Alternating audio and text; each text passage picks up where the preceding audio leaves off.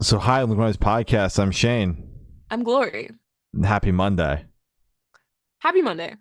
Yeah. Happy Monday. Yeah.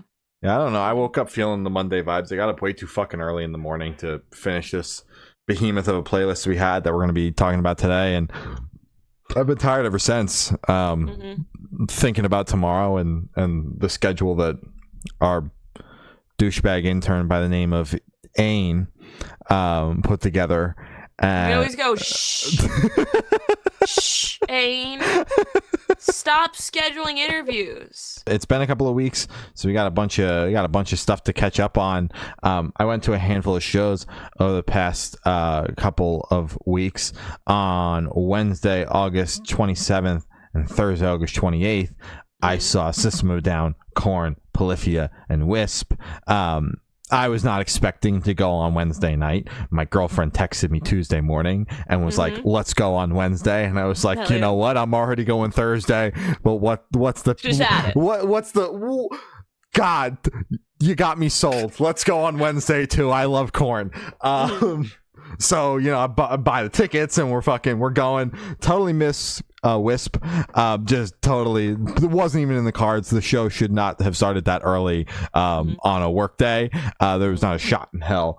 But I got to catch Polyphia, Korn, and System of a Down on the first day. I got to catch a little bit of Wisp, but they pushed the set times up because System of a Down went over curfew on Wednesday night, so they pushed all the set times up. So I still missed a good chunk of Wisp because I got inside at the time they were supposed to start, and the show was almost over by the time I got up to my seat. But I did also catch, obviously, Polyphia, Korn, and System of a Down on Thursday as well. Wisp was cool. Like I said, I didn't get to catch a ton of their set, but it was a cool vibe. Polyphia is certainly an odd addition to the lineup, and honestly, both support bands were really odd, like atmospheric kind of stuff. Polyphia being an instrumental prog band is so cool. Is a really interesting pick for the bill.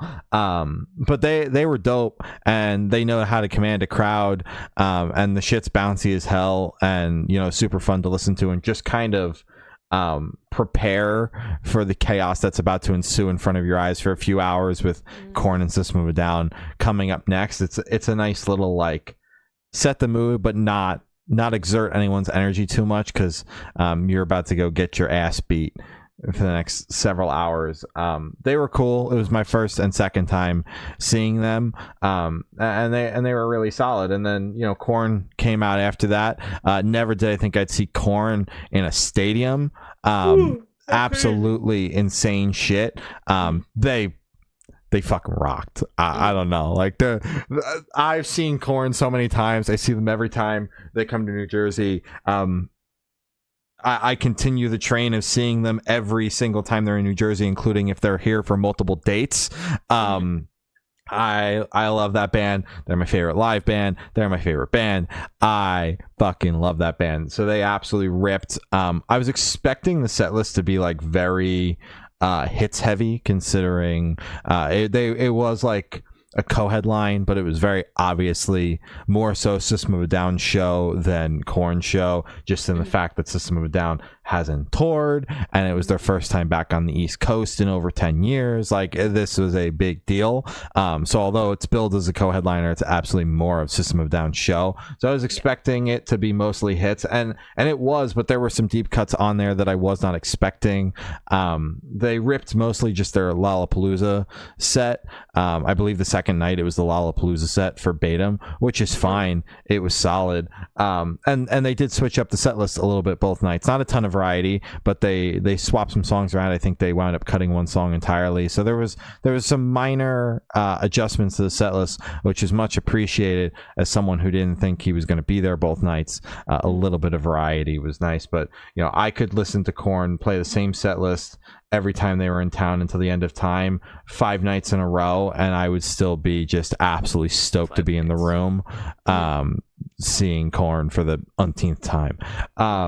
Never in my life did I think I'd see System of a Down, though, because they're not a band that I was really a fan of going into. It's no offense to them, I just never really got into it. I didn't quite understand it. And you know, they had retired from touring and would do a date here or there, mainly on the West Coast and things like that. And it was just like, this band's never going to be in the cards, and if they ever do come to the East Coast, I would never see them, not because I don't respect them or anything like that, but because I'm not going to spend money on a band that I really am not a huge fan of. And then they were like, yeah, but we got Korn, and I was like, you're fucking goddamn right, I'm going to be there. Holy shit, I'm going to be there. That is your Don BROCO. We were talking about if you have a Don. You're right, you did just go. You did that twice, 2 nights in a row. Yeah, that's your Don BROCO. Oh, yeah, I was like, oh goddamn, I'll be there. Take my money. So, I finally, actually sat down and listened to more than a couple of System of a Down songs going into it. It's like, all right, yeah, this is cool. Their live performance absolutely rips. I was walking out of their night one, debriefing the show with my girlfriend. We weren't even out of the stadium yet, and I was like, they were fucking incredible. System of a Down. I'm like, Korn, yeah, they were the best set of the night. That's without question. But System of a Down fucking rocked. Yeah. I looked over at her. She was having the time of her life, and she's not a massive System of a Down fan either. But I looked at her and I was like, yeah, no, she's digging this too. And night 2, they brought it as well. It was just incredible. There was obviously a ton of excitement. You could feel it just in the stadium, the first time back in X amount of years, and a lot of people thinking they may never see the band again, and here they are all in front of us. They played all the hits, and then they played a mishmash of other songs from various records, but they made sure to hit on all the songs that I knew going into it. Aerials, Toxicity, Chop Suey, songs like that are all ones that are like gimmies. Even if you're not a fan of the band, you've heard those just in passing on pre-show set lists and things like that, playlists. But yeah, they absolutely brought it. Holy shit. What a time. They're such a phenomenal live band. I know they don't do a ton of dates, but if for some reason they were ever going to come back, they come back around the East Coast, I'm gonna have to be there whether Korn's there or not. And I've been listening to them a fair amount since I saw them, which is not something I normally do, because most of the time I'm going to see bands that I like, and if there's a band I don't know, they're the opener. So yeah, they were incredible. And then Friday, August 29th, I saw the Red Clay Strays and the Dip, which is a total out of left field pick. This is like indie folk country stuff. Like, you would never suspect me to be there. My girlfriend wanted to go, and I was there. I thought it was good. It definitely not my cup of tea. The Dip is quite the interesting band name for the opener. But yeah, they were fine, and the Red Clay Strays actually blew me away. I didn't listen to them much going into it, so I really didn't know what to expect. But it was a lot more rock driven country. It had some folky elements. It had plenty of country twang. It had its indie vibes, but it was a lot more rock driven than what I would expect. I think that's why these genres are so fucking ginormous currently, and 5,000 people is nothing to scoff at. The show was sold out, but I think it's like almost a little too niche, the sound, because it's a lot more rock driven than the big ass country stars that have got all the twang and all that in it. So I did appreciate that, where it felt like it stayed moving. So I wasn't familiar with the songs, but I didn't find myself bored at any point, which is honestly the only thing I can ask for when I'm going and seeing an artist that I literally know nothing about, and it's also not in my wheelhouse. It's just that the songs are interesting enough and the instrumentals are interesting enough where I'm not bored. So I'll give them that, and that's all I got. And then Thursday, September 4th, I saw Poppy, UnityTX, and MSPAINT, which was a phenomenal bill. UnityTX was added last minute. Was not expecting to get to see them again anytime soon. And what a show. MSPAINT was interesting. It makes sense in the sense of like their vibe fits like the old Poppy vibe in a weird way. Like it's not like super creepy, but just in like the it's basically like talking in the delivery of the vocals, and it just kind of for some reason fits. Maybe not current time Poppy, because although she's still got that creepy aura atmosphere to her, it's a lot more heavy driven and a lot less like also weird sonically. This band was weirder sonically. just a very interesting band that you can't quite fit in a box. So I guess that makes a lot of sense for Poppy, because that's been what Poppy has been for the entirety of her career as an artist, that you can't quite put in a box, until very recently, where I feel like she's kind of found what works for her and isn't even pigeonholing herself within the genre, but is kind of like, this is the ginormous box that I go in. Now I'm going to do it all within the box. There's all these other little things that I can touch and bips and bobs in the metal box. So yeah, they were cool. UnityTX, man, goddamn, I was so excited to see them. They're fucking phenomenal. It's been a few years since the last time I saw them. The last time I saw them was on the Silverstein and Amity Affliction co-headline tour, which, what a trip. That was so long ago. Yeah, they were incredible. The crowd was super into them, which was great to see. And considering, they were a last minute addition, no one really knew they were going to be there. It was like they were added a week and a half before, and people were stoked. It's UnityTX, of course. Dude. Got to meet Jay, at the end of Poppy's set, right before her encore, which was great. We had him on the podcast a few years ago, and bumping into him at the merch table was sweet. He's so sweet. He's awesome. I love that man. Yeah, he's a very nice guy. Shout out Jay, and a phenomenal band as well. And then Poppy, it's my first time seeing her. Someone that I've wanted to see, especially off the back of this new record, but I missed her tour earlier this year in the major markets. So when I saw she was literally coming to my state, I'm like, I'm gonna have to be there. And it was incredible. She played her heavy stuff across the couple of records that she's done the heavier stuff on. So she played some of Negative Spaces, some of I Disagree, and then Scary Mask, which was a song off of a project, I believe, even before that. And also played a couple of her collaborations, the one with Baby Metal coming to mind, as well as the one with Bad Omens, which was dope as hell. It was great to see all those songs off the new record. I really, really dig that album. And she's such a phenomenal performer. She does a good job of kind of transporting you into the world of Poppy during the about an hour or so she's on stage.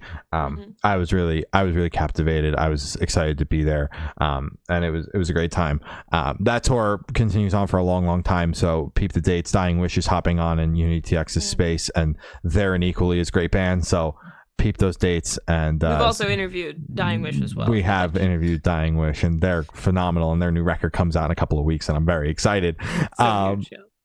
So yeah. And then on Saturday, September 6th, I saw Tate McRae and Zara Larsson, which I'm just all over the map this week. I was gonna say, you're covering all the genres ever. Covering all the gambit, the whole gambit.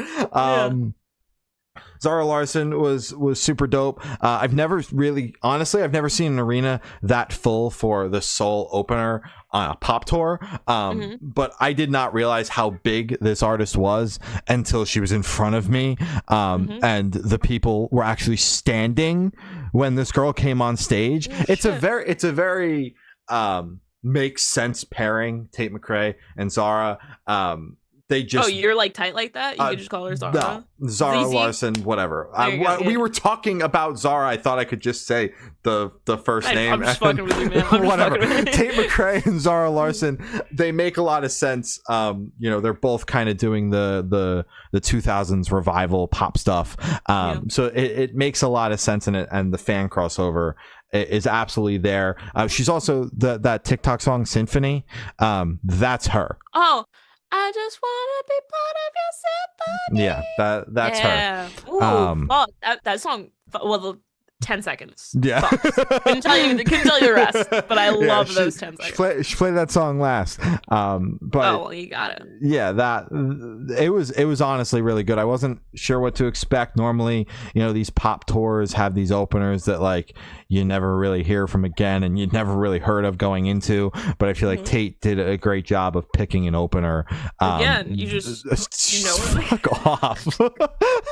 Me and Tate and Zara, just we hanging shot the shit out, afterwards, I feel like Tate did a great job of picking an opener that's got some traction, great fan crossover, fan overlap, all that fun stuff. And then Tate McRae came out, not my first time seeing her, it's my third, but this is her first like full-blown arena tour, and the last time I saw her, it was her in an amphitheater on a mostly club tour. So she took this larger club production and stuck it in an amphitheater, and it was cool. But it was like, missing a little something, because there could have been more. It was designed to be in these large standing rooms. The tour was announced. The demand for her was already there, but it was kind of like, let's not shoot all the way for the tippy top. Let's blow out the next size and then go all the way. But this amphitheater show in Jersey was added after the fact, so they knew the demand was there, hence why there's this club tour with this random amphitheater show at the end of it, that just so happened to have the same production as everything else, which is fine. That show was great. I'm not reviewing that one. The reason I say that is because going into the Miss Possessive tour, having seen her the last time with Glorified Club production in an amphitheater, seeing the fucking stage that was put in front of me at this goddamn show, holy shit, night and day difference. I literally turned to my friend, I'm like, I don't mean to sound like an industry snob, but the amount of moving parts on that stage right now is nuts. Shut up, dude. Shut up. It's like, dude, the production is insane. They have to have a crew of at least 50 people to do that. Dude, it makes sense why there's an off day in between every show. Yeah. 'Cause you gotta fucking pack that up and move it. And build it again. Oh my god. Production was insane. Played a good chunk of her new record that came out at the top of this year. Had a B stage, and our section was directly in line with said B stage, which was super cool. I'm typically up in the rafters at these shows, but had a very nice seat this time around. Had a good view of all the production that was going on in front of me. It was just blowing my mind. The show was honestly incredible. She's such a force in the modern pop scene, and it's been super awesome to watch her, quite frankly, meteoric rise to the top over the last few years, with ever since dropping Think Later and just kind of soaring to the top since then. It's been super dope to watch.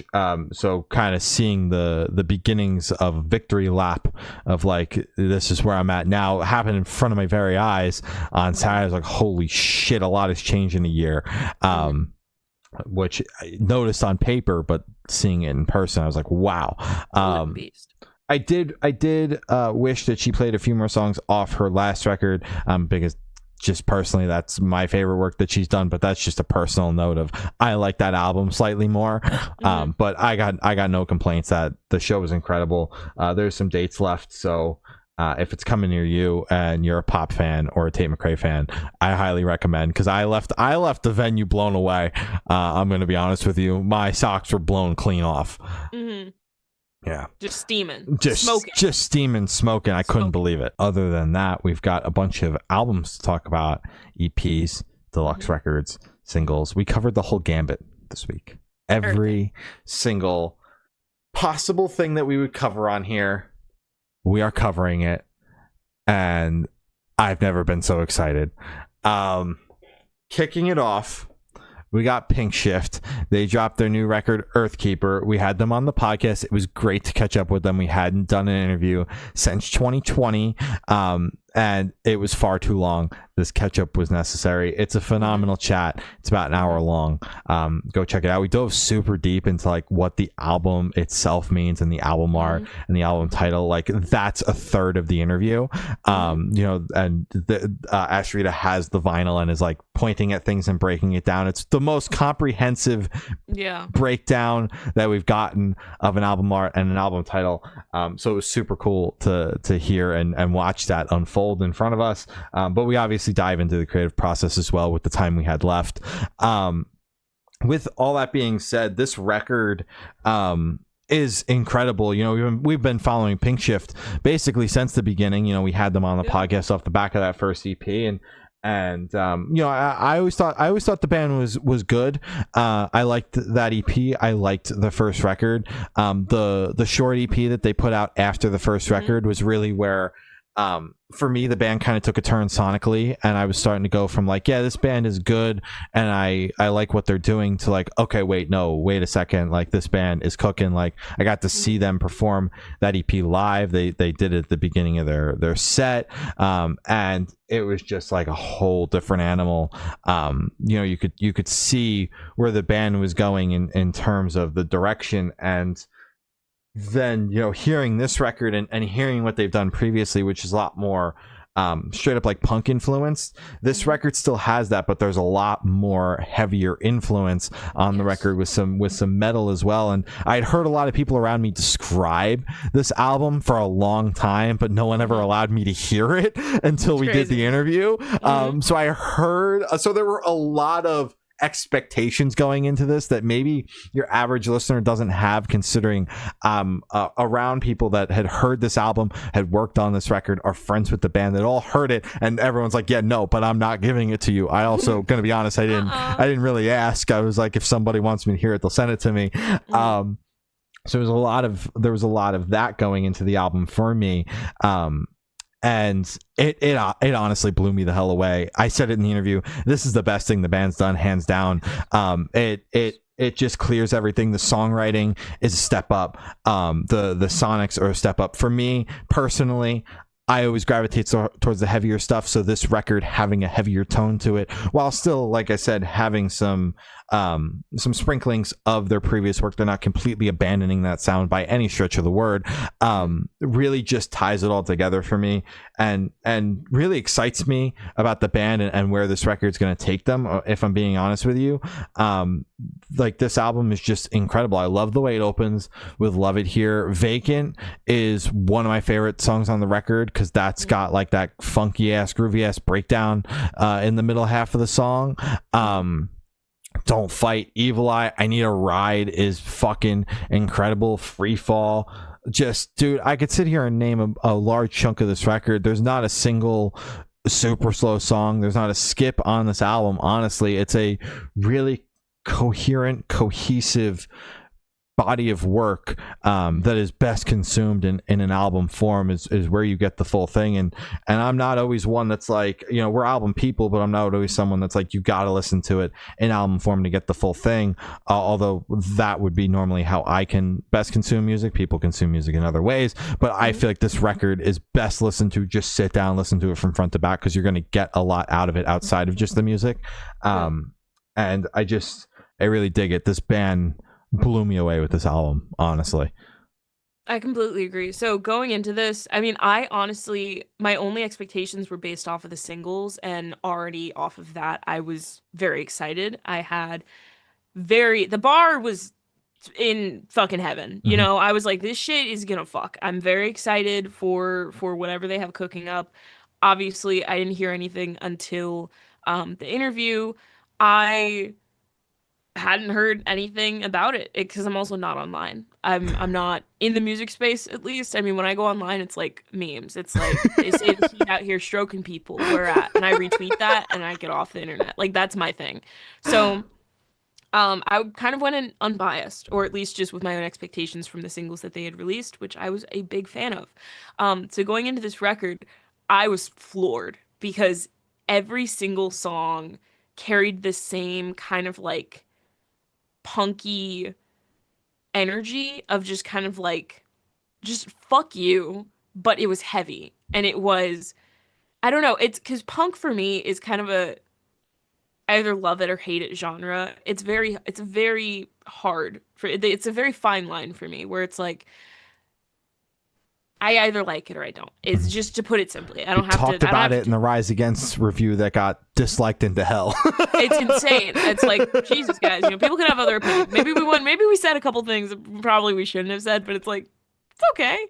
Just like our Zayn review, like, that shit is crazy. We still get comments of that, and it's awesome. So going into this record, I was very excited, and I think it is insane. I completely agree with you. I don't think there are any skips or anything. My personal favorite is Blood. I believe it's halfway through the record, like the perfect middle of it. I think it's catchy. I think it is powerful. It's such a hard-hitting song. The entire record covers just a wide range of just topics of just shit going on, just personal issues or personal challenges, just challenges in the world. I think it's fucking perfect. I think this record is insane. It was put onto my list of records to kind of revisit before we have our album of the year talk because it is just that it struck me. Um, Wonderful job, Pinkshift. Big Hell fan. yeah. Really enjoyed this. They're going to be out headlining off the back of this record. Kicks off in about a month. Peep those dates. They are a very captivating live band as well. And like I said at the beginning, we also chatted with them. So if you dug this album and you want to hear more on it, the interview will be linked down below. There you go. Have Mercy dropped their new album, The Loneliest Place I've Ever Been. We sat down with Have Mercy. And officially chatted with the whole band. Yeah, we got the last crazy. 2 members we hadn't spoken to. We checked all the boxes. So there you go. Have Mercy. The interview was incredible. Please go watch it. It was very silly, but also incredibly informative on just the actual creation of the record and kind of each step that was taken to get to where they are now. It's insane. Much respect was gained after that interview towards the band and their music. I think this record is phenomenal. Honestly, Have Mercy has been a band that's been on my radar, like as a band that I need to get into because just the vibe is right. The vibe has always been right with this band. They kind of hit that chord in my brain where it's like, fuck. Like I know you're one of those bands. It's like a shiny band where it's like you see it and you can't miss it, but it's just I have them on a shelf where it's like when a rainy day when I need a new band to kind of obsess over, you will be it. I will come to your music and I'm gonna listen to all of it. It's gonna be great. I feel like I'm getting to that point, but this record is honestly that perfect reintroduction to them, and it is absolutely phenomenal. I mean, it is sad as shit, so it's like what else could you need from a Have Mercy record? It's so sad. It's so fucking sad. My personal favorites are August 17th, which August 17, there's no at the end of it. So August 17, I love TV Glows. Fuck, I'm naming the singles. Guys, great choices. Great Swear picks. I listened to the record. I swear I listened to the record. Oh my God, I loved Medicine. I loved Faking a Crush. Those 2 songs were absolutely insane. Again, it's just like, oh, and the opener, Only If Only. Again, it's just gut-wrenching, but it's also not like gut-wrenching in the way where it's like, it's hard to listen to because it's just so fucking sad. It's gut-wrenching as in like, you tune in for a second on the lyrics and you go, ugh. Yeah, it doesn't ruin my day, but if I'm having a good day, I do get that like gut punch. Yeah, like, oh shit, I accidentally tuned in a little too much. I listened a little too hard to this one. Oh shit. Fucking phenomenal. Jesus, shut up. Yeah, love it. Have Mercy, man. They just continue to keep topping themselves. Honestly, I really, really, really dig this record. This is a band I've been following for a while.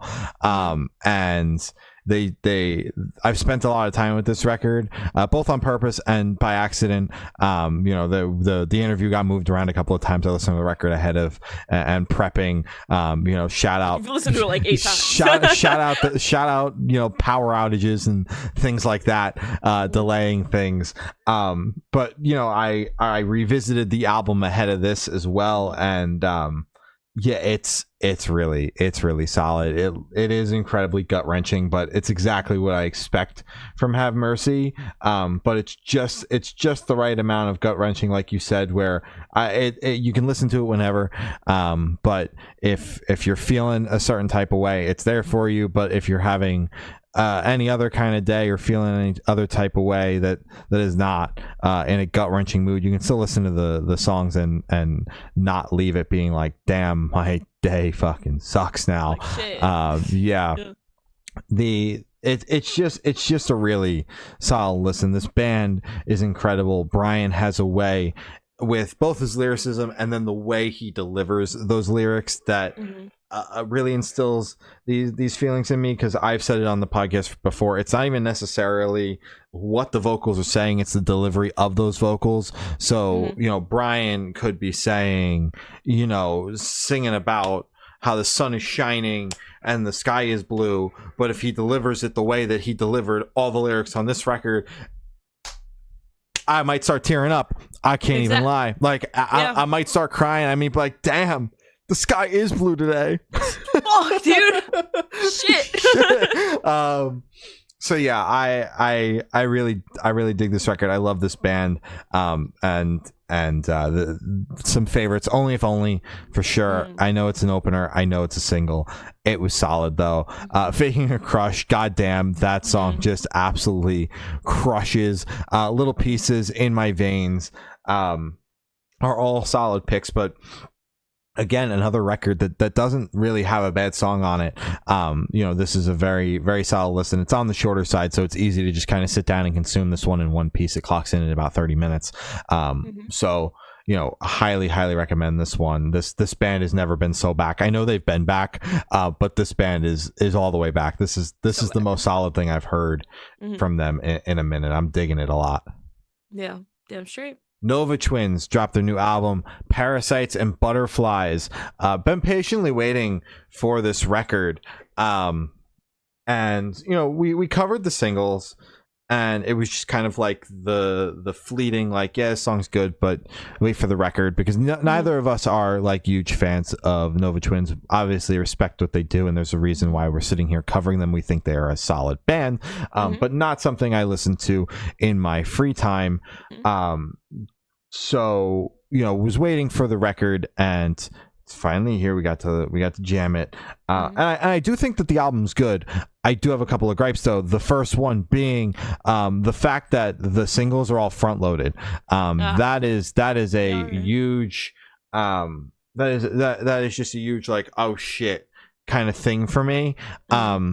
Because, you know, all of those songs were very familiar. We'd heard them all, and to kind of just kick the record off with boom, boom, boom, boom, boom, all the songs I had known, was a bit of like, ah, shit. And then the middle, like, so we're coming off of the singles, going into the non-single portion of the record, and the record hits like a road bump for a couple of songs, with Drip, Nova, and Sandman all being songs that were kind of like, is the second half of this record just not gonna be any good?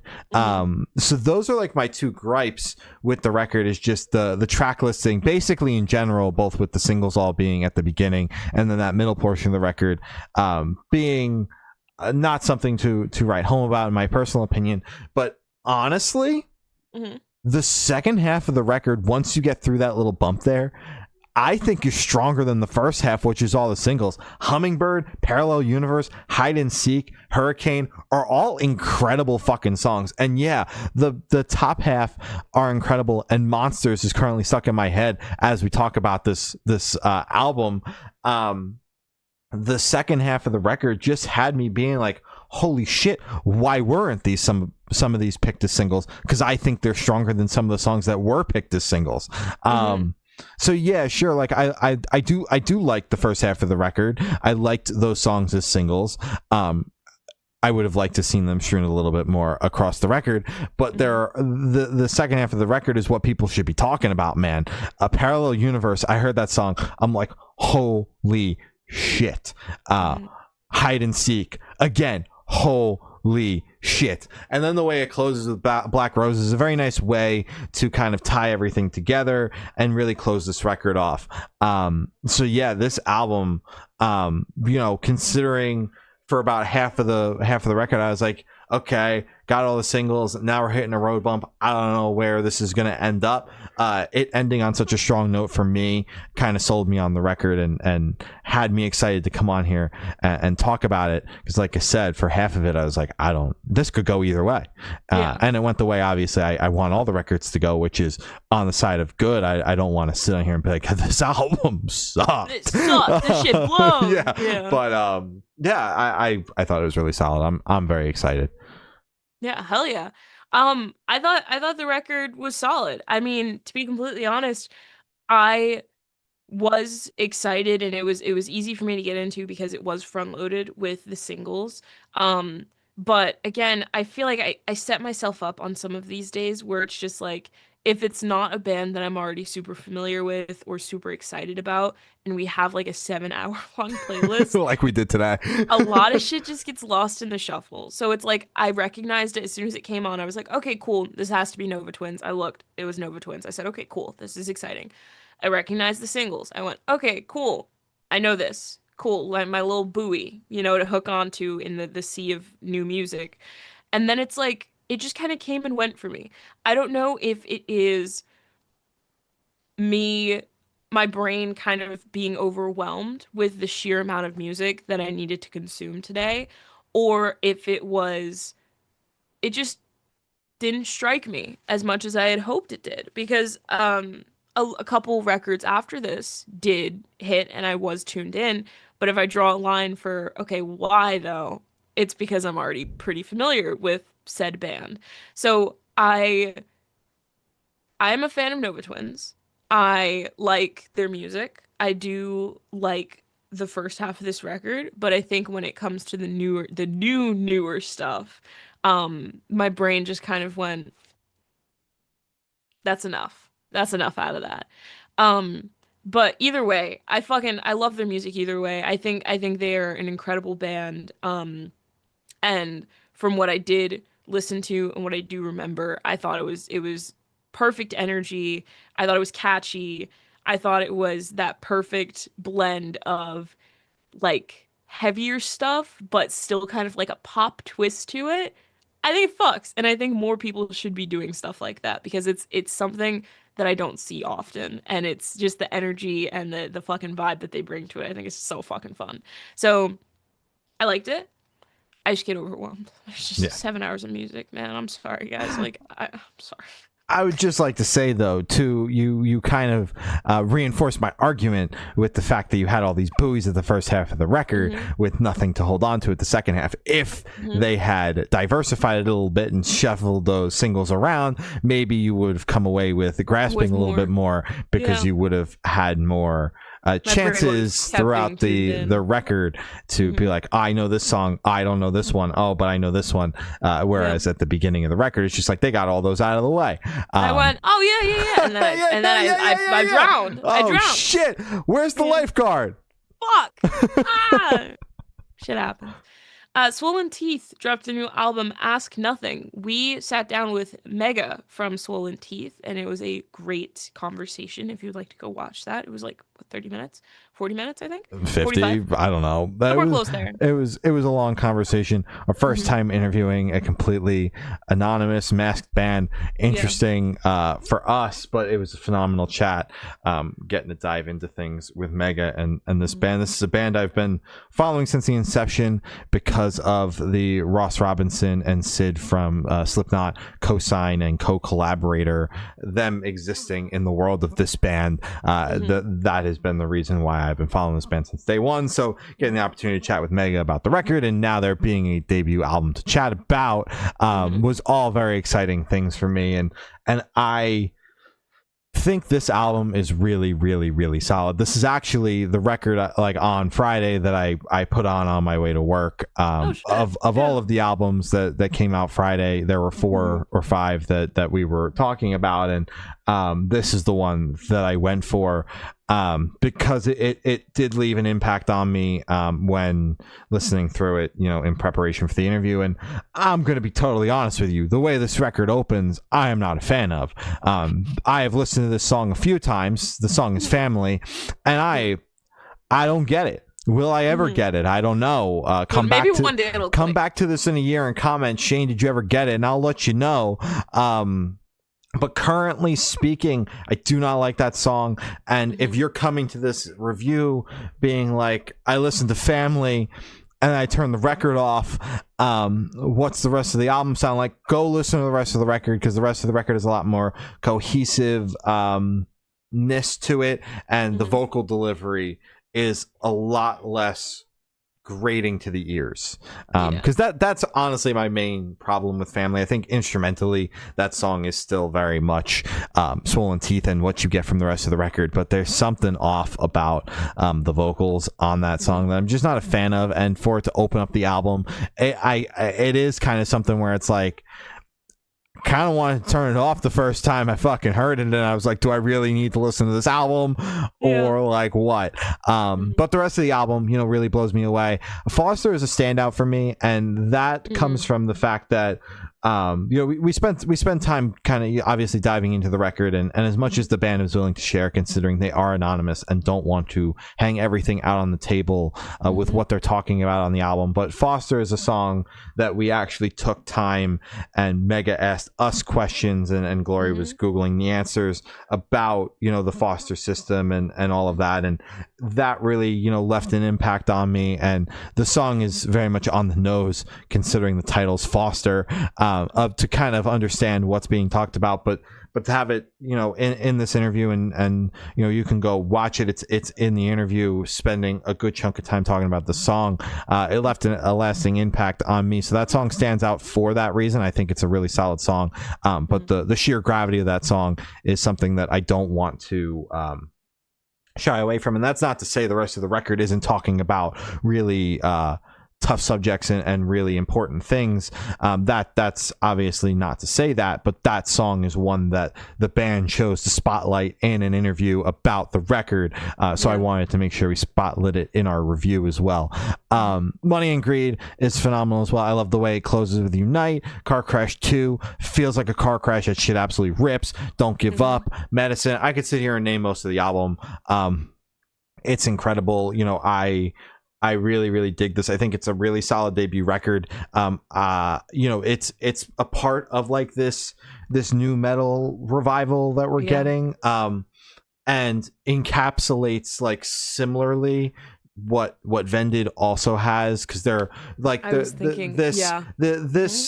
like 90s new metal revival is becoming popular. You know, bands that are coming out with similar sounds to Korn, System of a Down, Slipknot, you know, things like that are it's big, but not every band really does a good job of encapsulating. Like, part of that sound is the vibe. It's not even the sonic, it's not even the vocal delivery, it's the vibe that you get from the music, and there's very few bands that nail it. And I mean, going and having the fucking producer that produced a lot of those bands that I just mentioned first albums that are fucking ginormous of the scene that this band is trying to slide themselves into the revival of, doesn't hurt the fact that the vibe of the album was able to be encapsulated. Ross Robinson, you know, produced the first Slipknot, the first Korn record, so, you know, perfectly encapsulating those vibes in this album. But it's something that like really only Vended has really done for me outside of this band. So that's another reason why I really dig this, is because I love the sound of those bands, but part of why I love the sound is also just the vibe that you get from listening through it. And there's so much that you can feel in the music that isn't even necessarily the music itself, if that makes even the slightest amount of sense. And you know, this record blew me away. I'm a big fan, and I'm excited to see where this band goes. Damn straight. I'm happy you highlighted Foster, because that was also another song that did stand out to me, and then also talking about it in the interview made it even more apparent, and it was just a pure standout track before and after the conversation. My another personal favorite is Car Crash 2. I also like Unite and Don't Give Up.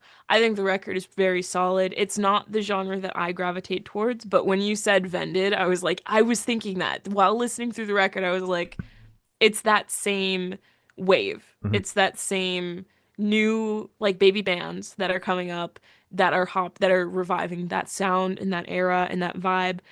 And I think that's very exciting. I knew you were gonna fucking like this off the rip. I mean, going into the interview, you were like, "I've been following this band since the first part." I was like, "What the fuck?" Since I was when? like, "When?" I was like, "Okay, fucking whatever." So, hell yeah. This was my introduction to them. I think it rips. Yeah. Oh yeah. Grandson dropped his new album Inertia. This one was interesting because Glory and I have had very differing opinions on the singles thus far. I have enjoyed the rollout. Glory, on the other hand, has not enjoyed the rollout. These are all out there on the internet over the past few months as this album has come out.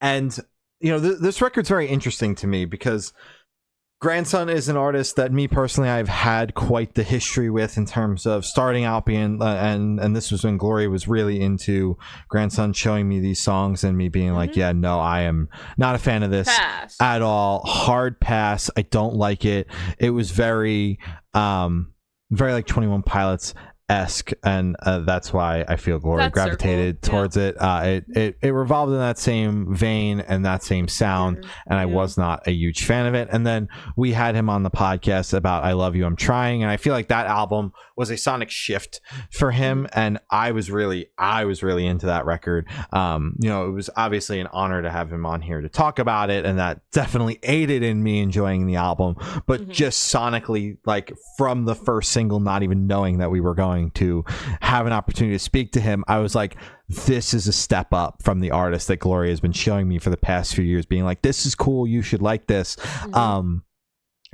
And this album is kind of an amalgamation of all of those sounds, including like him doing like some things that I personally haven't heard him do before. There's a lot of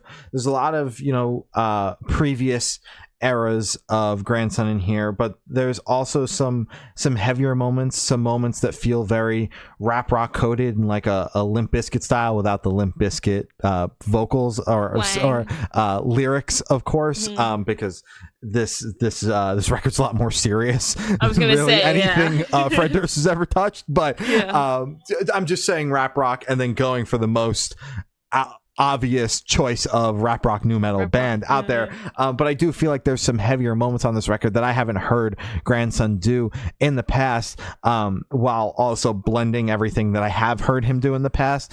So this record's very interesting to me because, like I said, last record was such a departure from the previous sound that I had known him for, and then he's kind of bringing it back together and all tying it together and making like the ultimate Grandson record in his current form. I like what the record has to say. I think it's very important in this political climate for him to put out an album like this, and I've really appreciated all of the social media commentary that's come alongside of it on Instagram and Twitter and TikTok and all that, where I've seen him posting and being very outspoken, which I think is necessary. He's always been he's always been very outspoken. He's always been very outspoken, but I almost feel like, and maybe it's because I'm following him a little bit more, he's like turned it up to 11 this time around because of all the chaos that's going on, and I really do appreciate that. I think we need artists like that in this current day and age,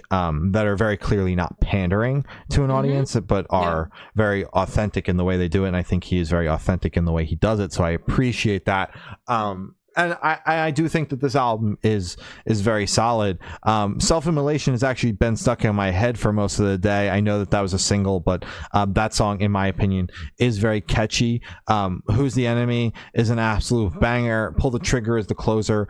Absolutely rips. You Made Me This Way. God Is an Animal. Like, there are a lot of really solid cuts off this album. I dug it. I wasn't entirely sure where I was going to lean, considering the single rollout was a little all over the place and did showcase a good chunk of what this album was going to do, so I'm not going to fault him for that, but it was a little all over the place, and I wasn't entirely sure I was going to feel, considering we're going back to some sounds that I wasn't a massive fan of going into Grandson, and overall I think he really pulled it off, and this album's solid. That's fair. So as you said before, I was the one kind of like trying to get you into Grandson. I mean, granted, that was like 6 years ago. That was a long time ago. I remember it. I remember it because I was trying not to be an asshole about the fact that I just did not like a single thing you were showing me. I was like, no, please, I swear. I was trying to be a friend, But now you're just like, this shit sucks. Don't send me this. So I'm like, okay, fine, whatever. So to be completely honest, I was not the biggest fan of this record. I do like Grandson. I think he is, as I said, I think he's always been incredibly outspoken on um everything going on in the world. I mean, he uses his platform for good, in my opinion, for just keeping people aware of what's going on, and he always speaks on it, and he shares his thoughts and his feelings, and I think it's great. And I think he's utilizing it perfectly. Um, but to be completely honest, I mean, I just wasn't a fan. I wasn't a fan of the sound of the record. I think the contents of it have always, I mean, the contents of all of his music have always revolved around um, just the political climate and just shit, period. So I think the contents of it still great. I think it's still well written, but it's just the sound of it. I'm not the biggest fan of. I didn't like it. Um, I think, as you said, it touches a lot of different sonics. I think it jumps around a lot, but I liked him for kind of like his darker stuff. I really liked the last record, which I don't think was like as dark as I'm remembering, but I'm thinking, the 2019 stuff to then like just stuff before this one. But yeah, I don't want to like shit on it because I still think lyrically and conceptually it's a great record, but just sonically Not doing it for you. it's not doing it for me. And I said this during when we were reviewing the singles. I was like, it's just not.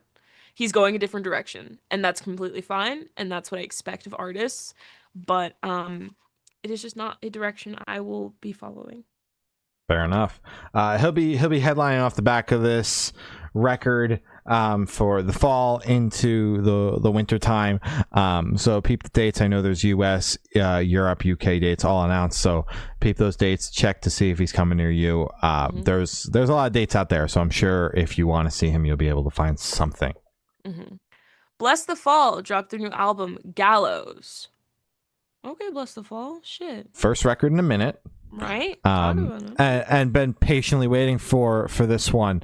We've been covering the singles since the return, and never really knew when a full record was going to come about, because it wasn't like we were getting a bunch of singles. We were getting like a single a year, and then the band the band just kind of disappeared. The first single was 2023 with "Wake the Dead," which made its way onto the record. And then the Alpha Wolf single. Yeah, and then 2024, and then finally 2025, we got the Molex core and the album announcement. And these singles were so spread apart that I honestly was like, yeah, they just kind of forgot, and we're just never going to hear from this band again, because they weren't being super active, like touring a ton or anything like that. Like, it was very sparse over there. They were cooking. That's what they were doing. They were cooking with gasoline. I'm not mad that those couple of songs that were released, Wake the Dead being 2 years ago, Drag Me Under being over a year ago. I'm not mad that those made the album, because it's been so long that for me it was like hearing them for the first time again, because I wasn't like listening to them a ton. I spent my fair share of time with them when they came out. They blew me away when they had first come out, but them coming out so long ago and so few singles being released for the album, despite the amount of time it took to get here, allowed for a mostly new experience when going in, because really for me it was just two singles that I had heard recently, being the opening track Molex Core and Fell So Hard Felt So Right by the which is the song with Story of the Year featuring on it, but those two songs, Wake the Dead and Drag Me Under, were like brand new songs to me because I hadn't heard them in so long. That could be personal. There are other people out there that could have been like, I burned those songs the fuck out and I can't believe they made the album. That could also be your take, but for me, I had my time away from those songs. I've listened to 7 bazillion songs since then, and that might not be an exaggeration. I really dig this record. I like the way it opens with Moloch's Core. I love Wake the Dead. Like I said, it was like hearing the song for the first time because I hadn't heard it in a couple of years, and I really think it's a standout on the album. Somebody else with Caskets is really solid. Drag Me Under with Alpha Wolf. Totally forgot about that song. How fucking nuts is that? Light the Flame is a super cool track. Fell So Hard, Felt So Right. That's such an interesting collaboration that I think the band really knocks out of the park. I think all of the features on this album are really solid. Alpha Wolf does what Alpha Wolf's got to do. The Caskets song, it kind of feels like the bands work together because it feels equal parts Bless the Fall and Caskets, because Caskets has their own kind of feeling. We're chatting about one of their singles in a little bit here. Has their own kind of feeling to their songs that I've been picking up on while covering this album rollout. And Story of the Year, that's such an interesting collaboration, but also makes sense. So yeah, like just really digging this album, and felt like it had the love and care and attention that it needed, considering the amount of time between releases. This isn't just like them dropping something to just have an excuse to tour. This album is really solid and something worth spending time with, which is not always something we can say about a band that takes so long to put a record out, and you don't really know where the band stands. Like we just covered and this is a totally different genre, but we just covered the Good Charlotte record, which just kind of feels like we needed an excuse to play some shows, so we put a record out. Are we even old enough to feel nostalgic about that record, by the way? God, I love it. One comment. That's awesome. I love them. Shout out. But yeah, like those are two completely different genres, and also and just two completely different examples, but in the similar vein of like bands that had similar amount of time between their records. I feel like the quality of content that we got are on two different levels. This band really went for it, and it really shows. I'm digging this album a lot. I also love the way it closes with This Ends With Us. Just really solid, perfect blend of some old stuff with a modern twist on it. Just I got nothing but good things to say, and I'm just stoked Bless the Fall's back. Hell yeah. So seeing Bless the Fall come back 3 years ago was really exciting, and then I like kept forgetting about them, and then it was like every time they drop a new single, because it was like once a year, I'd be like, oh my god, Bless the Fall's back, welcome back guys. It's like they kept dying. It was like, oh shit, they broke up. Oh my god, they're back again. It's like holy shit. So it's like seeing this when they had just dropped Moloch's Core, I was still like, oh my god, welcome back. Holy shit, Bless the Fall's back. Dude, when it's like, why aren't we talking about this? Bless the Fall is back. Why is no one talking about Bless the Fall being back? It's like, dude, they've been back for like 3 years. They've only just dropped like 2 songs. So granted, I didn't listen to them before they were back. This was my introduction to them. So no, I'm not old enough to feel nostalgic about Bless the Fall, because I didn't listen to them when I was younger. I did listen to Good Charlotte in the mix, in shuffle radios. We're referring to a comment we got on that review of the Good Charlotte. I think it's so silly. I'm not actually mad about it. I love that shit because I just replied, hell yeah, because it's like, yeah, sure, what the hell. So I think this record is phenomenal. I think it's great. I think they kind of stepped into the new sound flawlessly. It doesn't feel like a poor attempt at trying to latch on to kind of like the current metalcore sound. It doesn't sound like them trying to cling on to what they've done prior, however many years ago. I don't want to say 10, and it's been like 5. It's like, because my concept of time is so bad. I don't know. They could have been early 2000s. They could have been 2010s. Fuck, I wasn't there. Last record was 2018. Last record was 20. Oh, it's not too. Okay, that doesn't count. They didn't fucking break up. They were. Shut the fuck up. 2018? Are you serious? Yeah. Been a long time. It's 2025. Yeah, but they started dropping in like 2023. Yeah, it's a long time. 5 years? Yeah, you didn't hear from them at all. Dude, that's like a regular fucking band thing. No, that's it's like not. Normal. No, that's a long time between records. Really? Yeah. Maybe I'm just Tyler the Creator. Yeah, exactly. So let me tell you. You. I'm so used to, well, even Tyler, I think he did like 4 years or 3 years, 3 or 4 years in between releases. But it's like, to me, I'm like, 5 years. Honestly, I don't think that's too bad. I understand if people are used to two. I'm also used to two, but if five comes around, I'm like, yeah, I'm still here, so I don't care. Don Broco was 4. No, but they dropped singles. Point retracted. Anyways, so this was my introduction to them, and I think it's incredible. I mean, it doesn't sound like they missed a beat. It doesn't sound like they kind of tuned out of everything. It sounds like even in those 5 years, they were still sorry, technically from their last release to this one. Fuck, no, that's 5 years. Guys, I'm trying, guys. So in those 5 years, it seems like they were still taking notes and they were still paying attention to kind of the trajectory of where metalcore was going, and it feels like they hopped on it perfectly.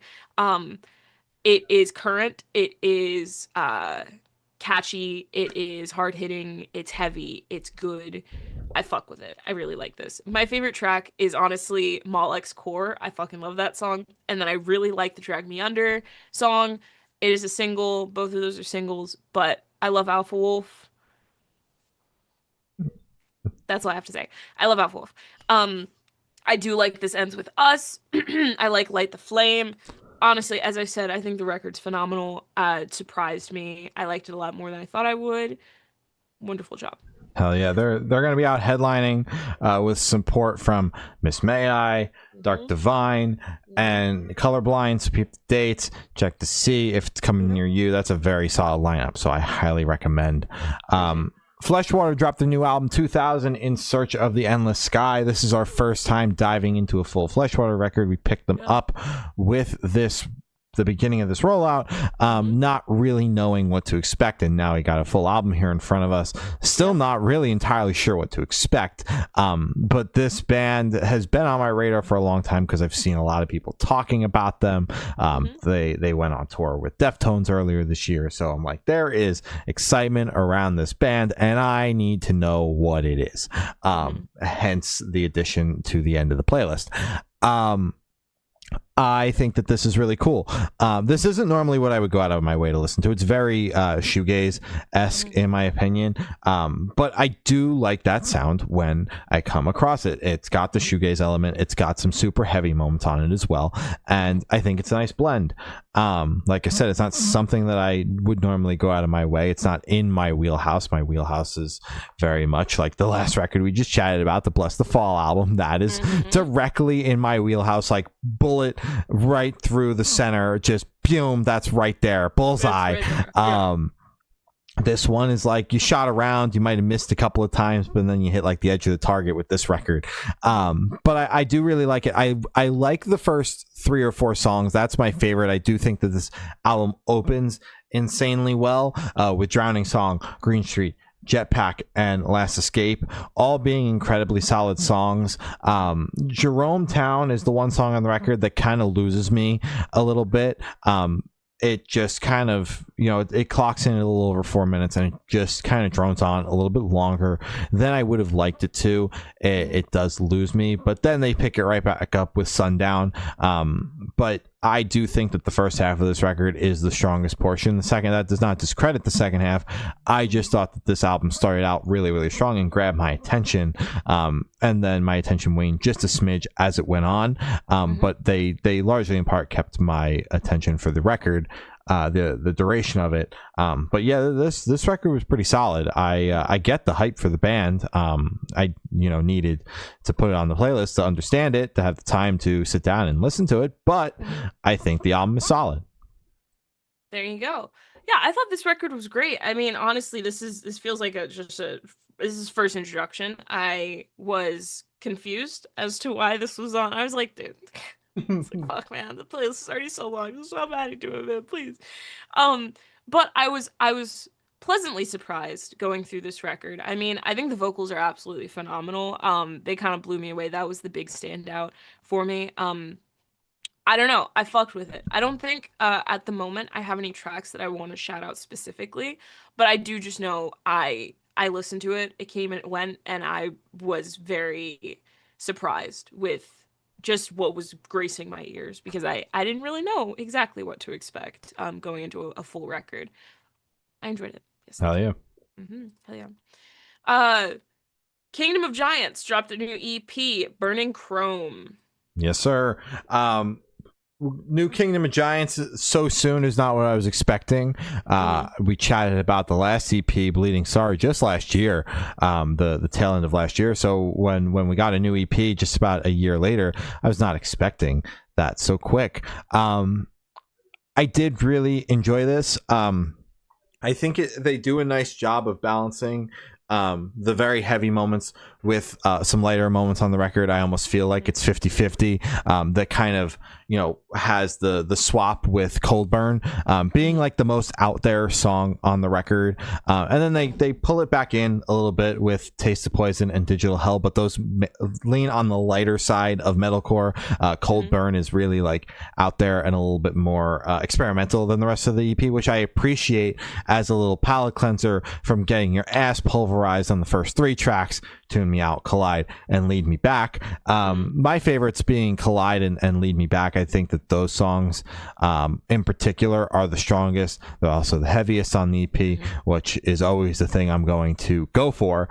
But this EP was solid. I actually dug it more than the last EP. The last EP for me was a little bit of just kind of, it's there. It's the first thing in a while that we were hearing from the band, and well, shit, now I gotta review it, and what the fuck do I say other than I liked it and it was solid, and that's it. This one, for me personally, as someone that has to come on and talk about it, I feel like I had a little bit more to say, and a little bit more of an opinion on the music I had listened to, which is always good when your job after listening to something is having to put those thoughts into words or writing, that you have things to say about the thing you're reviewing. So I appreciate that, but that's a personal little thing. I think that this EP was really solid, and I dug it, and was pleasantly surprised to see New Kingdom of Giants so soon after that previous EP. Hell yeah. I was pleasantly surprised to see them on our playlist again because, as you said, it felt like they were just here. If I was like a big Kingdom of Giants fan, I'd be shitting my pants right now because God, the turnaround is insane. I love this. More bands should be doing this. And it's also the fact that it's turnaround and none of this feels like filler. None of it feels like half-assed. None of it feels like B-sides, just shit that didn't make it to the last record. It all feels like 2 years has passed and it's time for a new record. So really big fan of this EP. My personal favorite is Cold Burn. I did enjoy that a lot. And I also did like Collide. Yeah, pleasantly surprised. I thought this was phenomenal. Oh yeah. Belmont dropped their new EP, Last to Love. Got 3 new tracks on here, although 2 of them are singles. Only one we hadn't heard going into this, which was Carry On, and then a like atmospheric version of the title track off the last record, Liminal. Yeah. It confused me for like 2 seconds, and I was like, "Oh, I know what you're doing here." Yes, right. Which was incredibly confusing until the same way as Glory. I got it. It all clicked. It made a lot of sense. Yeah. I do think the very liminal version of Liminal is super cool and a really interesting take on the track. I wish it was labeled on DSPs personally, but that's just a personal taste because I did not know what to expect when I got to track 4 on this EP. I was like, this could go any way. Honestly, this could be the track. This could be an acoustic track. This could be a remix. They didn't label it. It was a liminal version of Liminal, which I thought was dope. So confusing for playlists. But one thing I like about the first 3 songs is they all kind of flow into each other, which I feel like, that was one thing I really, really, really liked about Belmont that I feel has become a lost art since the self-titled record, and something I always like to call out when they do it, because they're a band that does it so seamlessly and just so incredibly well of just like making every single song flow into each other when they actually do it, making each song flow into each other and basically just making one long long song, but doesn't feel like one long song. You can very clearly tell that they're on to the next one, but you don't feel it when you're listening to it until you look up and you're like, oh shit, we're also like, I felt it go to the next song, but we're also on the next song, but I also didn't really realize that we're on the next song. That's my favorite part of listening through their self-titled record, is that feeling of, oh my god, we're on the next song, but I didn't realize, but I did realize. I got that on this EP, which is not something I've loved. The most recent Belmont releases and everything that we've heard from them over the past several years, but that's something that I've missed. So for that to be on the CP, I pleasantly I was pleasantly surprised. But that's just a small tidbit. I thought that these songs were great. Carry On being the only song we hadn't heard that wasn't like a alternate version or anything like that. I think that song's very solid. I really like Live a Lie. I think that's my favorite. But all of these songs were really solid, and I'm a massive Belmont fan. They're going to be headlining off the back of this EP and the album cycle and all that at the end of the year. Consider me there. Hell yeah, shout out Belmont. I thought this EP was phenomenal. I mean, granted, it's 3 songs and then a liminal version of a song we've heard. Me personally, I've heard hundreds of times before, and that's not an exaggeration. I think the 3 tracks are insane. I mean, it's Belmont, so it's kind of like, you know, the vibe it's gonna be, you know, basically what it's gonna sound like, but it's still so refreshing and exciting to listen to them for me. I think they are one of my favorite bands currently. I think when the album dropped, I was like, they are one of the greatest bands in the scene right now. If you're not listening to them, you need to listen to them. I still stand by that. I do fully believe that shit. I don't know. I don't think I have a favorite out of the 3 because it's 3, so typically I would have a top 3. I don't have that. I think they're all fucking phenomenal.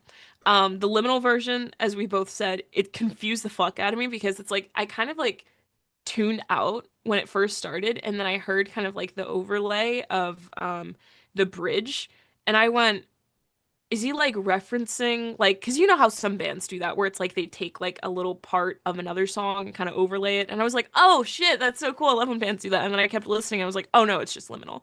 Okay. So loved that. Confused me for a little bit, but not mad. Big fan, thought it was great. Oh yeah.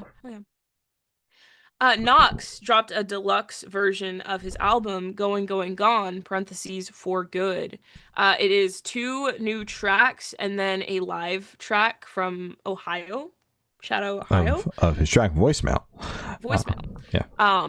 I thought I was very excited to see Knox on the playlist because it's like it's such a fun sound. You know, we don't listen to this music often, and somehow he's wiggled his way into our metalcore and like alternative sphere. That he's pop, you know? He's pop. So it's like, but he's loosely existed in the alternative space. And I say that very loosely, although the songs are very much pop driven. I feel like him as an artist has loosely existed in the like Nashville alt space. I see him around those other, you know, people there. So that's like in my brain is like, yeah, sure, he's a pop artist, but he's like loosely alt. We've also interviewed him twice. So it just kind of by association, we like your music. We talk about it when it comes out. Yeah, exactly. So seeing him on the playlist was very exciting because I love his sound, and I think he makes such cute music, and it's just like, even like the saddest song he's made, it's still like, I think it's just like his tone or his voice, it's still so cute to me. And I'm like, this is such a good little song, but he could be like crying his heart out, and I'm like, oh my god, this is such a good song. I love it. I love his music. White Knuckles is my personal favorite. I think it is a phenomenal song. I think it checks all the boxes of a typical Knox track. I did also enjoy the live track. I'm not a live person, but I thought it was good. I thought it was really good. I typically skip live tracks, but I did enjoy this one. Yeah. I was excited to see us get a couple of more songs off of Going Going Gone. We had Knox on the podcast to chat about the main line full body of work back in April, which was, you know, very great to catch up with him, especially amongst all of the success off of the previous EPs. And we had him on when the project first started with that first EP and Sneakers was taking off, and to have him back on after all of the that chaos and all the success with Not the 1975 and all that. It was great to chat with him again, and to kind of see this era come to a close with the deluxe edition is awesome. I dig the 2 new songs that we got. White Knuckles for me as well is the standout. That's the song they're pushing. That song is strong. I could see that one on the record for sure. Maybe I Do is a little bit more out there, not like, oh my god, what the fuck was he doing, but like that one I can understand why it didn't make the record. Knowing what I know about the album, that song is a little bit different from the rest of the album. And even White Knuckles, in my opinion, kind of seamlessly fits on there, whereas maybe I Do, there might need to be a sales pitch alongside that song for it to go on the mainline record. Voicemail as the live track, I think that it's a nice rendition of the song, but again, we're not really live track people, so it was a part of the super short deluxe edition, so we threw it on there because it's not like there were 17 live tracks. We wouldn't have covered it if this was majority live track, so we keep it at 1. I appreciate it. I think it's a nice rendition. It's a different take on the song, which I appreciate, and that's that, man. I thought this was really solid. There you go. TX2 and DeathbyRomy dropped their new single Feed. I'm going to be honest with you, this song did not do much for me. It feels like it just kind of stays in one lane and does not go anywhere. And I feel like part of that has to do with DeathbyRomy as the feature. Her sonically, for me, doesn't do much. It is kind of that one lane always kind of sound that I'm not a huge fan of, and I feel like that translates a little bit too much to this track, and I'm take it or leave it, honestly. That's fair. Honestly, I thought this was good. It was such a different sound for TX2, and I think it fits him. Now the track itself, I'm not the biggest fan of. I don't think I'll revisit it, but it was exciting to me to hear him kind of take on. It felt very early 2000s-esque. It was very exciting. Like, it felt very early 2000s. I know that's kind of the vibe he tries to go for with most of his music, but this one felt straight out of it, so I liked that a lot. Silly Goose dropped their new single, Neighbors. Honestly, I like Silly Goose. I liked their EP that they dropped. I wasn't the biggest fan of this one. I don't know. I thought it was too, like, what is it? Kitschy? What is it? That's the wrong word, but it's the vibe. The vibe is there. Where it's just, like, the little voice, like, jump that he did in, like, the song. I don't know. It sounds so dumb to say it out loud. It didn't feel, like, authentic, you know? It didn't feel like it felt like it was placed there because it could be like an earworm, you know, when you can hear that stuff. I still thought it was a fun song. I fucking love Silly Goose. But this one, it just didn't hit. That Silly G Flavo was all over this track, I'm going to be honest with you. That line from still just sticks with me. It's poetic in a sense. Shut the fuck up. I think that this song was great. I'm very excited for this new record. It's out next month, and I'm very excited. Hayley Williams dropped a new single, Parachute, but it's not really a single. It's the only non-single off of her record. She put out those 17 songs as an album, and we weren't fucking talking about that shit again. I put the one song on the playlist, and I was like, fuck you. You wanted to put this one as an album song? We're talking about it as a single now, since we had to talk about 17 singles in one sitting. I'm gonna be honest with you, getting to take one song from this rollout and actually get to digest it as a single and not have 14, 16, 27, 32 other songs to also have to digest all at the same time. And listen, I understand that's how albums are, but like there was also no track listing order to it. That was part of it. Build your own thing is not, you know, that's for the fan, and the fans had a great time with that. We were just here to talk about the songs, and that's a major gripe of mine, is just to throw 17 songs and be like, here, make an opinion without us without any sort of track listing.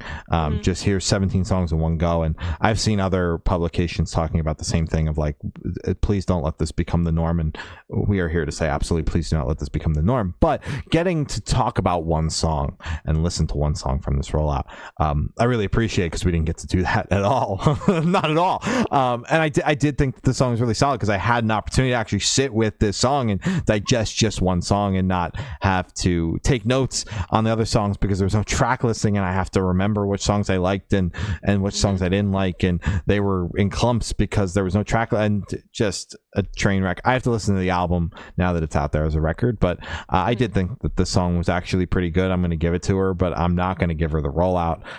Let's stop being like, listen, I know you're trying to recreate things and reinvent the wheel, and let's not reinvent what's not broken. Sure, less singles. Let's do less singles. How about less singles? Let's rework the algorithm, or a band doesn't have to put out half the record for it to do well. Let's rework that. Let's not pander to that and put the entire record out as singles. That's where I'm at. Let's not save one song so that you have only one song left to pitch to DSPs. Instead, let's rework the algorithm. Let's do less singles so that there's more of an album experience versus whatever the fuck this was. Still not a fan of the rollout, but I did like this song, and I'll get off my soapbox now. I thought it was good. Yeah. No, I know you hate it with a passion, Glory. Come on, you got nothing to give me. I actually liked the song. No, the rollout. Oh no, I hated the rollout. But we did a whole review of that. So it's just but like, I had another opportunity and I just had to go for it. I'm sorry. I'm happy you went for it. All I say is ditto. Yes. Hope you back me up a little bit more than that. I'm sorry, man. Avatar dropped a new single, Tonight We Must Be Warriors. This reminded me of System of a Down. This sounded like a System of a Down track. I liked it a lot. Great track. Good job, Avatar. Yeah, Avatar fucking bumps. A new record out next month. I can't be more excited. I love this band. I'm very excited. I said it twice. Don Broco dropped the new single, Hype Man. I need a hype man. I need a hype man. Hell yeah. So this is very Don Broco core. I didn't like it on the first listen. Granted, I was listening to it on a shitty TV speaker. So I could not understand a goddamn word they were saying. And I was like, this is the busiest song I've ever heard, and not in a good way. And then I listened to it on my fucking JBL headphones. And I went, this is so Don Broco. This is so Gum Shield. This is like where there's so many fucking levels and there's so many little things that they're adding. I love Don Broco. I think this track is great. Well done.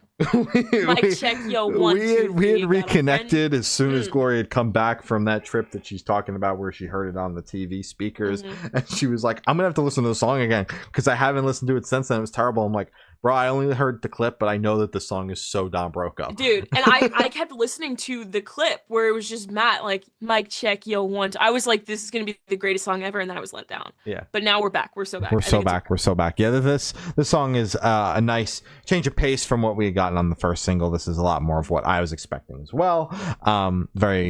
Consider me excited now for whatever's coming next. Tickle me excited. Mm-hmm. Caskets dropped the new single Closure. I enjoyed this a lot. I do enjoy some Caskets. Yeah, I thought the song was solid.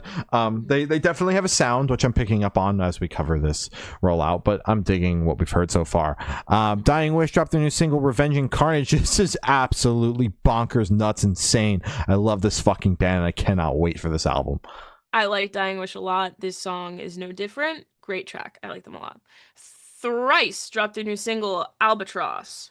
Thrice, I do like Thrice. I mean, I dabble. I don't think I was the biggest fan of their last record, but I feel like they're just one of those bands where it's like you still have to say you like them, even if you don't, because it's Thrice. So I dabble in a little bit of Thrice as well. I think that this is solid. This is a little bit out of left field from what we normally cover, but I think it's solid nonetheless. I'm excited for this upcoming record. Spite dropped their new single, Lights Out. This shit is balls to the wall, exactly what I was expecting from Spite. They have a new record coming out that announced with this single, and I am excited.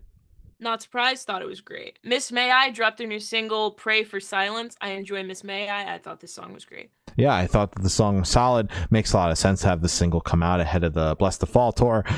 So I'm excited, hoping for more from them soon. Mudvayne dropped their first single in 15 years, Hurt People, Hurt People. I just have existed in a space of knowing that Mudvayne exists and not really caring for them, honestly. Not being a huge fan, but I kind of like this song. I know that the vocals are so buried in the mix, but I know that that's the style of the band, and that's largely why I'm not really didn't like them as a band and why I haven't dove into them. But I did think that this song was solid, and I'm at a point in my music listening where I'm a lot more diversified than when I was finding these new metal bands and the scene that Mudvayne came up in, where I can actually appreciate a band outside of it not sounding perfect to the ears. So I'm willing to give them a shot now. So this song was solid. Hell yeah. I thought this was fine. Fair enough. Yeah. STARSET dropped their new single, Shattered Dreams. That was fine. Again, it's STARSET. I think they're good. They're either really good or they're just okay for me. I think this was a just okay moment. I'm not mad at it at all. Yeah. They've been dropping all these singles, and now all of them are going to amalgamate into a record that comes out on Friday. By the way, just randomly all of a sudden decided with this single to announce a record comes out in 2 weeks. But yeah, this song is fine. I'm excited to hear the record and hear all these singles that we felt some were great, some were fine in the context of an album with track listing and interludes and in the typical STARSET fashion of world building and all of that. So I think it'll take a new spin on the songs that some bands don't get to have that opportunity with because of all of the extra stuff that goes on with STARSET and the world building and all that. Poppy, Amy Lee of Evanescence, and Courtney LaPlante from Spirit Box, they all dropped a new single together called End of You. They teased this with a photo shoot that went up of them all together, and I sent it to Gloria. I'm like, if this is a collab, this is going to break the internet. This wound up being a collab. This song is absolutely incredible. I'm largely in part also off of the internet, so I don't know if people are talking about this. I listened to it when it came out. I would assume people are talking about this, and it is mildly breaking the internet. But I really dig this. I think that each artist has their fair time to really shine in the song, and it's just it's nice to see, especially three women absolutely crushing it in the metal space, getting on a song together. Is just absolutely incredible. Two very current artists and one legacy artist doing it together. Seeing Amy Lee take these people under her wing in a sense is super dope. And just very nice to see. I would love to see a tour package of those three artists together, honestly. That would be dope. I wasn't the biggest fan of it. I thought it was just okay. I mean, it kind of came and went for me. I listened to it. I agree. I think they all had their fair share on the song, which was really cool. I was able to distinguish and say, oh, wow, that's cool. I think it all worked together very well. But honestly, the song itself didn't do anything new or like ear catching for me at all, which was very surprising because it is three major names and three artists who have such distinct sounds and such strong presence in the scene. So I expected something a little more creative from them, something a little more like jaw-dropping, but it felt very just basic to me. It felt like it could have been anyone who did that. It didn't feel like, oh, only they can pull it off. So fine, disappointed. Dead dropped their new single, Purpose, by Be Myself. Jesus Christ. I thought this was good. I enjoyed Dead a lot. I know Dead is your band. New Dead record out here in a couple weeks. I'm so fucking excited. We've gotten a handful of singles, and I am just very excited to have a new Dead record a lot sooner than we had the last new Dead record. So just consider me excited. I'm very excited. These singles thus far have been great. This one's no exception. Tickle me excited. Tickle me excited. Tickle Shane excited. Tickle me excited. Hail the Sun dropped 2 new singles, Blight and Consumed with You. This comes off their upcoming record out next month. These songs are both very solid, very classic Hail the Sun vibes here. You know what you're getting when you click on a Hail the Sun song, and these tracks are both no exception. I'm excited for this upcoming record. The first track to me sounded like TX2, that I thought he was on the playlist again. And then I went, oh, it's Hail the Sun. That also makes sense. They are like intertwined, so it makes sense. Toward together, also, and Donovan books them. So it's like, I heard it and I was like, is this fucking Evan? And then I was like, no, it's Hail the Sun. I was like, okay, that works too, but it was very confusing for me. I thought it was great. I thought the tracks were great. Holywatr dropped their new single, Hiding in Plain Sight. Holywatr, you're doing the damn thing. Give Me a Show has genuinely been on repeat for a week. This song will be added to the mix, but I'm still stuck on Give Me a Show. That is like your best song that you have ever made. I'm very excited to see what else you guys are working on. Yes. Yeah, this track is solid. They continue to blow me away, which is dope as hell. All Time Low dropped a new single, Oh No. This comes off their upcoming record out next month. All Time Low continuing to crush it. This song is no exception. It is a banger. Very excited for this upcoming record. Thoroughly enjoyed this track. It's so catchy. I like that they're going kind of like the pop roots again, which reminds me a lot of the album Birthday. You remember Birthday? I need you like cake on my birthday. Whatever the fuck. I don't think the clap was there. I added the clap. That was my flair. I liked it. I'm very excited because that was one of my favorite songs. Getting into All Time Low. I'm not like into them, but when they were dropping like that, I really liked that. I like the song a lot. Acres dropped the new single, Welcome to the Family. Acres is just, they're just so back, and it's like they never left, but it's like I like that they're dropping shit. I really enjoyed this track a lot. It's heavy as fuck. Incredible. This record, this track is heavy as fuck. It's right in your face. It's up there as one of the heaviest songs off the record. You know, they're putting together like the deluxe, but not a deluxe because it's not called deluxe. But it's really genuinely really strange and blows my mind, and we don't have time to get into it today. It's so confusing, but it's also like not, because it's so like, well, it's the deluxe, but it's not deluxe. It's so confusing. It hurts my brain. But this song's good, so I'll leave it at that. State Champs dropped their new single, Common Sensus. That makes common sense to put a song out ahead of the tour with A Day to Remember and Yellow Card, which they're currently on right now. This song is really solid. I dig it. It's classic State Champs. You know, they're another band that you kind of see is what you get. You know what you're gonna get when you click on a State Champ song. This is no exception. And I'm here for it. Damn straight. I enjoy State Champs a lot, and honestly, it's like they're the Mayday parade of pop punk, where it's like, which you know what's gonna sound like, you know it's gonna be good. It's like all reliable. I love State Champs. Between the Buried and Me dropped their new single, The Blue Nowhere. This one didn't hit for me. I thought it was good. I really liked their last track because it was like hella proggy, and I fucked with that. This one didn't really do it for me, but I thought it was fine. This was like a 2-minute track for Between the Buried and Me, because it's only clocked in at about 5 minutes, which the other two singles alone have been like 20 minutes album length between the two of them. Most records we talk about are not much longer than those two singles together. So the new album comes out and it's gonna really eat up time on the playlist, that's for sure. But I thought the song was all right. I thought they did a lot with not a lot of time, because they typically have, you know, a lot more time in their songs to do things. But I thought that this was a little bit more digestible in the scheme of the band and the kind of band that they are. And for this last topic, President dropped their new single, Destroy Me. This comes off the upcoming EP. And this project continues to get better for me each time I hear a new single. I was not sold on this with the first single at all. I threw it on here solely because of the hype behind the project and everybody and their mother talking about it.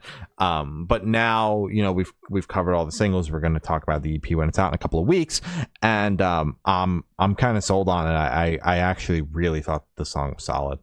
I completely agree. I mean, the first track that he dropped was absolute dog shit. It was so bad. That's hot ass. I mean, when the bar is in hell, it can only go up from there, right? Yeah. So, but I liked this one. Surprisingly, I liked this one. On its own, I thought it was good. Yeah, agreed. Well, those are all the topics we have taken. Follow us on Instagram, it's Good Noise Podcast. Facebook is Good Noise Pod. TikTok is Good Noise Podcast. YouTube is Good Noise Podcast. All the audio platforms are all Good Noise Podcast. And Patreon is patreon.com/Good Noise Podcast. Glory's got your Patreon supporters, your Twitch subs, your important plugs, your merch store plug, and your Amazon storefront plug. And then we're going to sign off. Check out our merch. It is goodnoisepodcast.creator-spring.com. And we have hats, we have shirts, we have hoodies, we have whatever you need except for socks. If you're looking for socks, go elsewhere. Fuck out of here. Amazon storefront. Check that out. If you want everything to start a podcast, we have it all there for you. We have chairs. It's not Good Noise Podcast chairs, unfortunately. I don't think I could do that. If I could do that, I would do it, but I can't do that.